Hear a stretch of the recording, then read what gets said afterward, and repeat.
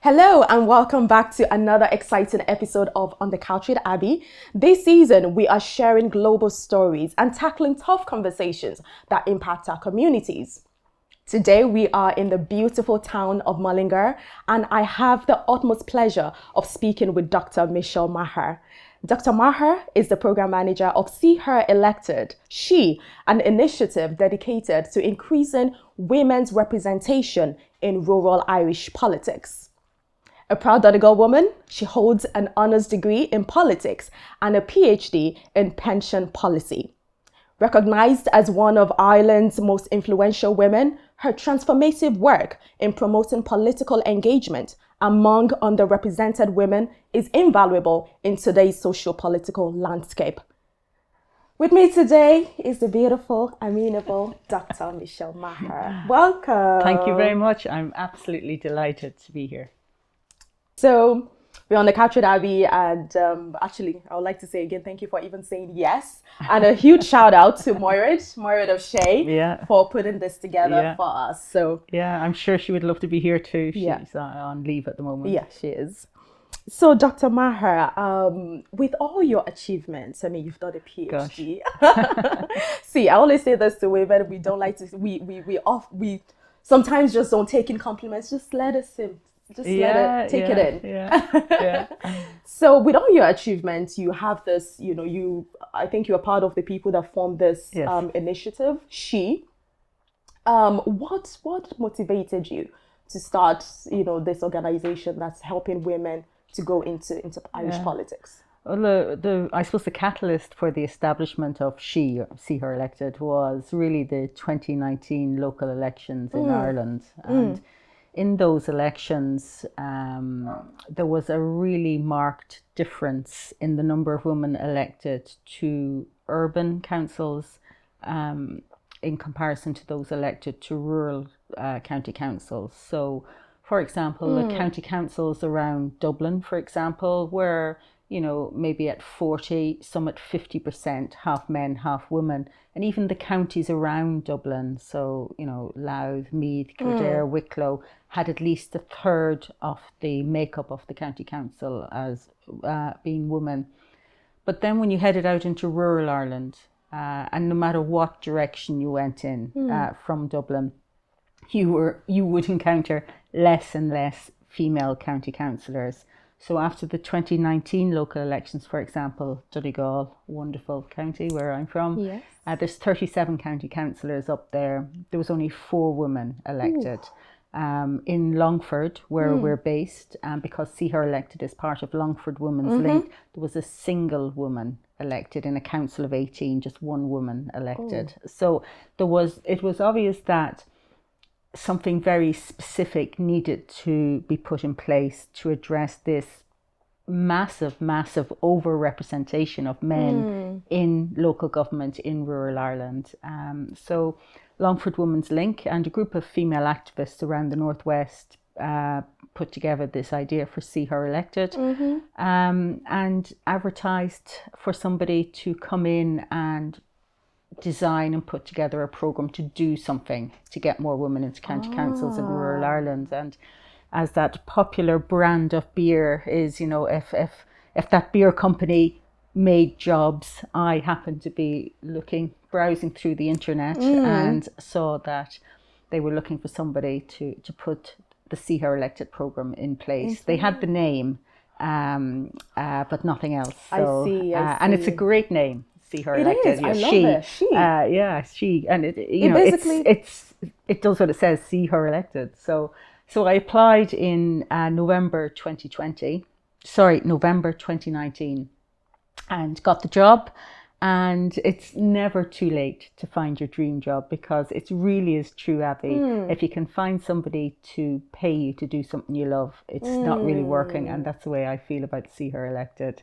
So I started in January 2020, and to be really, really honest with you, I had I can't actually remember what the initial plans were. We had a small geographic area that we were going to concentrate on. It was Right. sort of 6 counties in the northwest. So it was Donegal, Leitrim, Sligo, Roscommon, Longford and Westmeath, where we all are here. So kind of 6 counties from the northwest and down into the Midlands. The plan probably involved me, my trusty banner, sitting in community centres and libraries and talking to women in community groups and talking to them about joining politics. And it was, I think that was the way it was going to look. And then, like the rest of the world, COVID arrived into our lives and put a complete kibosh on whatever my well-developed and well thought out plans were. So I thought, right, what we need to do is move all this online. So there was this newfangled thing called Zoom. So I said, like, right, how difficult can it be? Yeah. And 4 years later, I'm still going, you're on mute, you know? So in the early days of She, I suppose in 2020, I concentrated very much on kind of demystifying local governments. We didn't kind of jump in straight away with, because the elections weren't until June 2024. So to kind of start talking about them in 2020. You had a good 4 years to prepare. Yeah, so I really wanted to kind of, I felt, what's the big problem? And, there's so much research done about why, around the world, why there aren't more women in politics. And one of them is just a kind of a lack of confidence in understanding what politics or how politics works. So I thought, well, let's just spend a little while cracking that particular nut. And so we had these introduction to politics classes. We ran them online and we were completely and utterly oversubscribed. Wow. So I will acknowledge the benefit COVID was to us, because it really helped people get to know who we were. People were stuck at home. A lot of people thought, politics, God, I might give that a shot. It sounds interesting. Which takes me to my next question, Michelle. In an interview that you had, you said if you're looking for women in politics, you're not finding them in the parliament. You're not finding them in the councils, but you will find them on every single parents' committee at schools, in sport clubs and fundraising. Yeah. So tell me more about that. I found that quote quite interesting. Yeah. It's, I think women... So basically just your typical regular woman. Yeah, I think if women stopped doing what they do to keep families afloat and to keep communities afloat and to keep society afloat, I think the whole country could go down the Swanee. Women, I think, are the backbone of their families. I mean, it's well acknowledged that women do the bulk of caring work within families. But you also find them flat out in their communities. Like if you have children of school-going age and you can't pick them up from school, you'll know a mum that will, We're always helping each other. If you're in any parents' association, it's primarily the mothers who are there populating that. When it comes to volunteering, women are really, really good at that. They see what needs to be done. But they don't often see that as acting politically, and they don't see that as making them ideal county councillors, because the reason that they are fundraising and helping out and pitching in and running things in communities is really covering up for gaps in services. So if you're one of those people who's kind of stuck into everything, what you're doing is you're covering the cracks, or but that in turn gives you, what your community needs, what's not been done, know what needs to be done. And it's really encouraging women to see that work that they do, they might not think, turning out to a fundraiser or, taking a bunch of kids to training or whatever it might be. Yeah. They might not see that as being political, but it's politics with a small p, because it's the informal kind of politics. But it really does make women really, really well qualified to be members of their county councils, because in Ireland, our system of local government, our county councils, that's the only branch of government which is solely focused on where we live, where we work, where we might like to relax in the evenings or over the weekends. So and we need more women in those council chambers. We do not need county councils with 1 or 2 or 3 women in them. Yes, because all of this, having women within the councils really does impact, in the long run, impacts the country. Yeah, it does. If I can say that. Yeah, you can, because county councils tend to be where most politicians, national politicians in the country, cut their political teeth. I can only think of a handful of national politicians who didn't start off life in a county council. Yeah, true. So we've had some success stories of women within in the underrepresented communities. Yeah. Can we? I mean, I have some examples I can see on top of my head. The Longford, because you did mention Longford. Yeah. Ure Muadjin, yeah. She's a good example. Yeah. I know Yemi Adenuga as well. In Navan, in Navan. Supriya Singh in North Dublin, in Dublin County Council, Dublin City Council. Yeah. So we do have a number of success stories. Helen Ogbu, of course, the first woman of colour in Galway City County Council. Who's that, pardon? Helen Ogbu in Galway, yeah. Oh, yeah, massive achievement for her. Brilliant. And many congratulations to her, yeah. But also, you know, I suppose I'm as proud of the woman that we supported who didn't get there as we are of the women who did manage to get elected. So, you know, I think there were a lot of women who put themselves forward. There's 677 women who put themselves forward, including a lot of people who were new to Ireland. Again, I can think of plenty of names there who just decided to give it a go, who saw the lack of diversity. We're talking about how few women there are, but if you look at Ireland and look at our county council as a microcosm of the society it represents, you know, where are all the people who are new to Ireland? Where are people who are disabled? Where are people who identify as LGBTQ plus, etc.? You know, they're not on our county council. Even from the travellers community as well. Very, very few. So there's a massive job. There's a massive job of work to be done to have our county councils to look like us, because of course that's a basic principle of democracy. And democracy is, I mean, it's one of those big words, like, you know, if you were to ask us to define it, I mean, could we? I'm not sure I could give a definition of it if you were to pin me up against the wall and say, define democracy for me.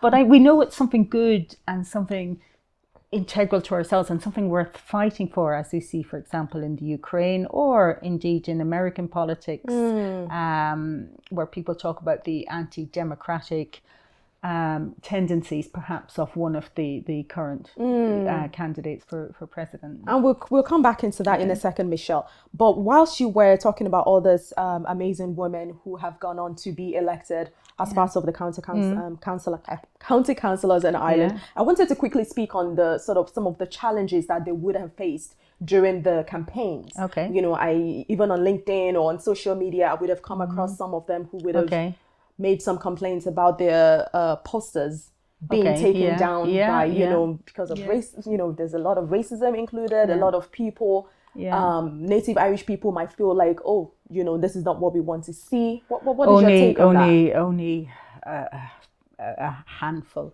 of, as you, to use your expression, native Irish people. In my experience, the vast majority of Irish people were only delighted to see, you know, different people putting their hand up and saying, I'd like to give this a go. Unfortunately, there are people who think women have no place in politics, and women of colour even less so. And those people, I think they're very small in number, but they are able to harness the power of the internet to seem louder and more important than they are. And I think that if we give them oxygen, you know, if we talk about them, and here we are talking about them, you know, we are giving them a power that they absolutely don't deserve. And I think the more that they are there on their keyboards with their little placards and saying, you don't belong here, you don't belong in politics, I think the women of Ireland all women of Ireland.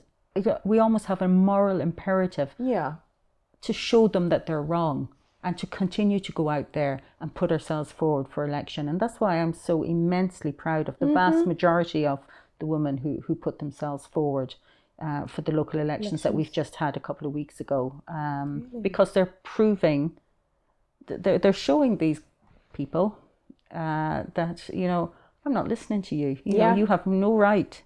You know, you're wrong. They're telling them that they're wrong. They're wrong. Now, you know, there were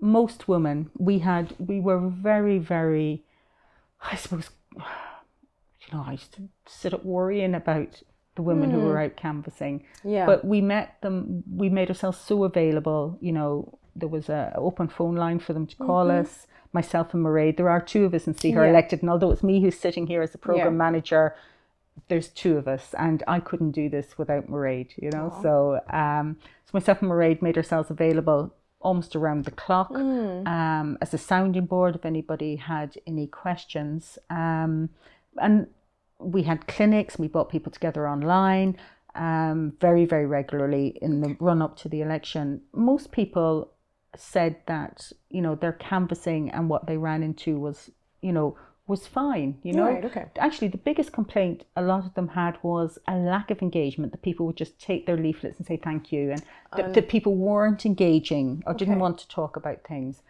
But there were some horrendous encounters that some women had. There was some quite widely publicised, like Susie O'Dennehy over in Limerick,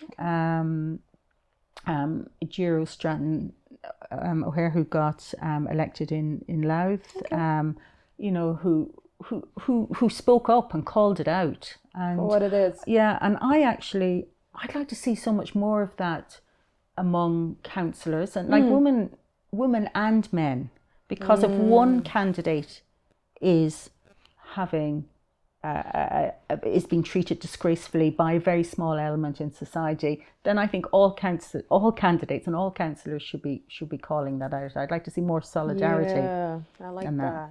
Especially the party. Yeah, I would like to think that the political parties come in very quickly around somebody who runs into such encounters, into an encounter, and I anecdotally I understand that they do behind the scenes, but I mean, anybody putting themselves forward for election, it's hugely brave. And if they're doing it for a party, then that party has a huge responsibility to make sure that they're protected and that they're safe and that they feel supported. Absolutely. Now, politics is a, would you call it a rough game? I don't know if that's you know. So you know. And I suppose most occupations, you know, there will be... They always say politics is a dirty game. There'll be a bit of two, you know. Yeah. So you expect, you know, some level of toing and froing in encounters if you're putting yourself forward there in politics, but not where you feel yourself endangered, where you feel abused, or where you're made to feel afraid. That's unacceptable. Of course.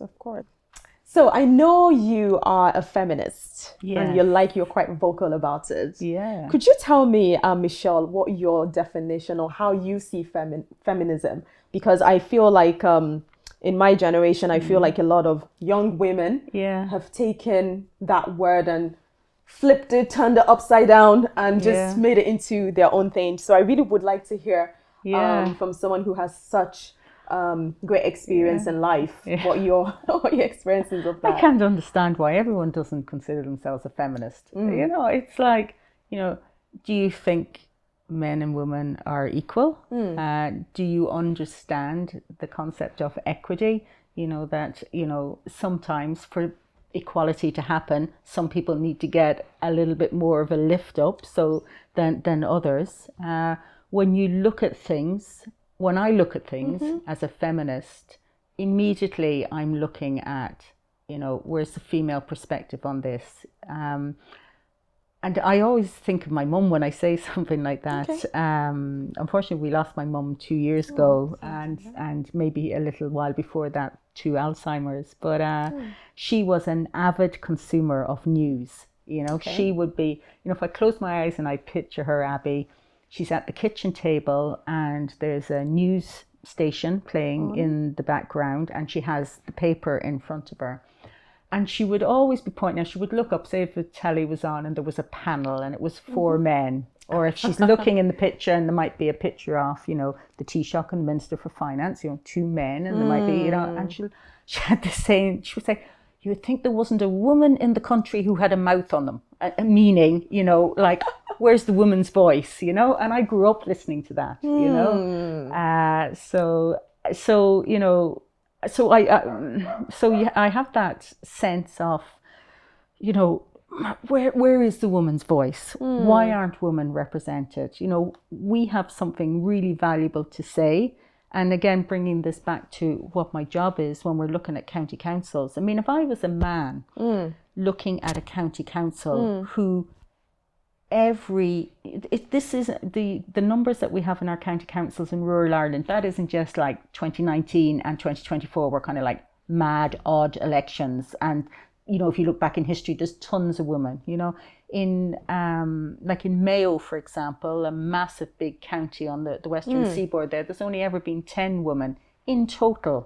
And most of rural Ireland, if you look and see how many women in total have ever been elected, you're only going to find less than a dozen women. So, you know, if I was a man and so if I was looking at my county council year after year after year full of women, I would say, hang on a minute, I live here too. I have something to say and my opinion matters. So I don't, you know, so when you tip it like that, I don't think the men of Ireland would lie down and allow this to happen election after election after election.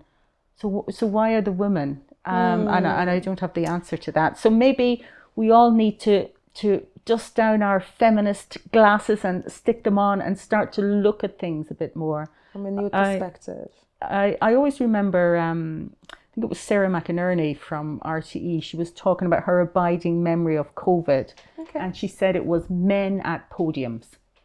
And that was what it was like, you know, that when you turned on the evening news, every single evening there was just a lineup of men. Right. Telling us we had to stay home, we had to do this, we had to do that. Like, where were women? Where were women? That's a very valid point you've made, basically talking about the men. How are they seeing this election from 1 year, well, not years, from one, no, from like 4 years in between? How many years? There's 5 years. 5 years, pardon me. Election. 5 years, every 5 years, and the same thing is happening. And they're not standing up to say, okay, they're not, hang on here, what can we do about this? They're not one bit embarrassed either. Because I was at an election count. Yeah. And, you know, you're just watching, you're kind of thinking like, you know, the women are losing their seats. The men are taking the seats, you know, they're not even remotely put out about this, you know. It was almost like it's the natural order of things. Well, I'm on a mission to not make it the natural order. To break the barriers, to break the status quo. Yeah. So just before we round up, what would your advice be? You know, obviously you are this woman, Michelle, you've I mean, you did a whole PhD. That's an achievement in itself, especially because I know being a woman in Ireland, it's been a journey to where we are at. Yeah. For everyone, no matter your race. So what is your advice to anyone that's trying to break the barriers and just stand out in whatever area? Call me is my advice. If the area that you want to stand out in is politics, then see her elected is, you know, it's a nice place to start. Because I suppose what I wanted us to be is a gateway. And there were plenty of women who came along, learned things and decided that politics wasn't for them, but had a better understanding of how they can get to where they want to be using the same skills that you would be to become a politician. Because in Ireland, you know, if you're not from a political family, if you're not kind of steeped in the way things are done here, there's nobody to show you how to do it. That's right. And that's what I wanted to see her elected to be. And myself and Mairead worked really hard to make us an accessible gateway. So no matter who you were, where you were from, what your background was, if you wanted to understand how politics worked in Ireland sufficiently to make an informed decision whether you should run for election or not, then we wanted to give that to you for free. Because everything we do is for You free. heard? For free. For free. So and I think maybe we have many achievements, and the women who decided to go for it, and even the women who thought about it really carefully and decided it wasn't for them, they're all our achievements. I'm so proud of each and every one of them. But if I were to point to one thing, maybe two things. One is the guidebook we wrote. Because when I started off, one of the things I did do before COVID made me stay at home was I trotted off down to the library to take out the mini books on how you run for election in Ireland. It didn't exist, so we wrote it. So that's kind of the innovative nature that we have. So now there exists in Ireland a book that tells you how to run for election. And the other thing is that we put workshops on. They were online election workshops. So it wasn't a matter of giving you a book and saying, off you go now and the very best of luck to you. But I didn't want to I have reared my children by myself. And there was often things I wanted to do, but it was on like a Monday at 8:00, but that's when football training was on for one of the kids or something. So you miss things. And I never wanted somebody to say, God, I would have loved to have done that, but it was on a Monday at 8:00 and I couldn't do it.